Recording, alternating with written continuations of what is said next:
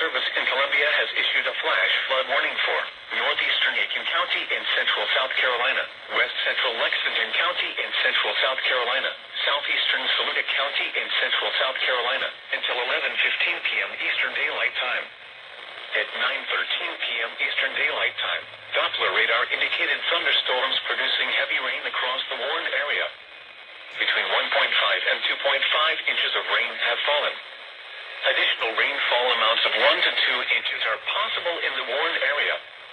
Flash flooding is ongoing or expected to begin shortly. The following hazards are expected: flash flooding caused by thunderstorms. Source: radar. The following impacts are expected: flash flooding of small creeks and streams, urban areas, highways, streets and underpasses, as well as other poor drainage and low-lying areas. Some locations that will experience flash flooding include Batesburg, Leesville, Gilbert, Summit, Monetta, Fredonia, Nice, Murray, Camp Kennard, Delmer, Cedar Grove Fire Station, South Shore Marina, Hibernia and Hollow Creek Public Park.